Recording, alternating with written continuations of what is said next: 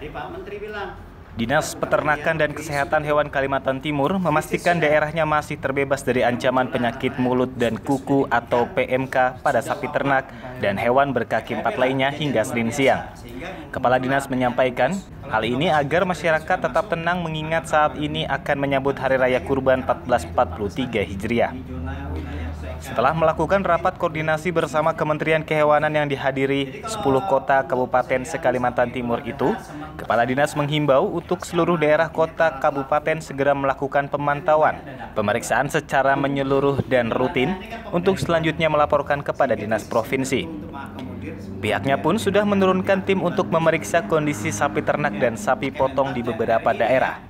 Disebutkannya, salah satu ciri sapi yang terjangkit PMK ini terjadi pembengkakan pada mulut dan kuku kaki pada hewan berkaki empat tersebut. Untuk mengantisipasi masuknya PMK ke Kaltim, Pemprov Kaltim bekerja sama dengan Polda Kaltim dalam pengawasan jalur transport pendistribusian hewan ternak tersebut. Ada 14 provinsi yang terdampak kasus PMK yang diumumkan oleh Kementerian pada Senin kemarin.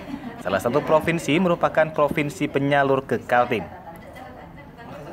Tadi hari ini kita mendapat arahan dari Pak Menteri untuk semua wilayah provinsi dan kabupaten. Alhamdulillah di Kalimantan Timur ini belum masuk di dalam daftar 16 provinsi yang 14 provinsi yang dinyatakan di dalam arahan Pak Menteri. Nah, surveillance ini sangat penting untuk kita dapatkan apakah di daerah kita sudah ada gejala suspek atau bahkan mengarah kepada PMK. Dan dari hasil lapangan sampai hari ini menuju suspek bahkan gejala pun tidak terlihat.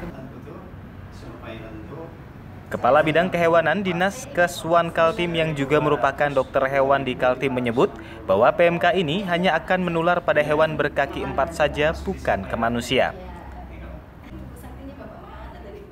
Bu Dokter, izin mungkin bisa dijelaskan sedikit Bu Dokter untuk mengenai tentang penyakit yang berada di hewan kurban ini. Sebenarnya ini jenis penyakit apa sih Bu Dokter? Kalau penyakit mulut dan kuku ini kan bukan penyakit zoonosa seperti disampaikan Pak Kadis tadi.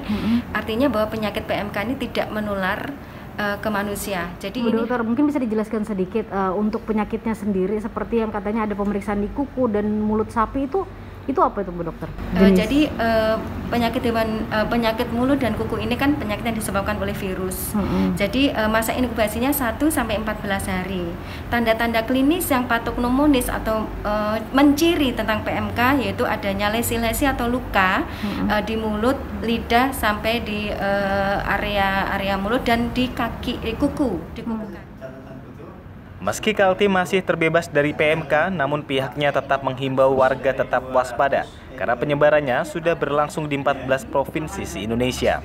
Masyarakat yang hendak memesan sapi dari luar daerah agar memastikan kondisinya benar-benar sehat sebelum dibawa masuk ke Kalimantan Timur. Dari Samarinda, Nina Iskandar, iNews melaporkan.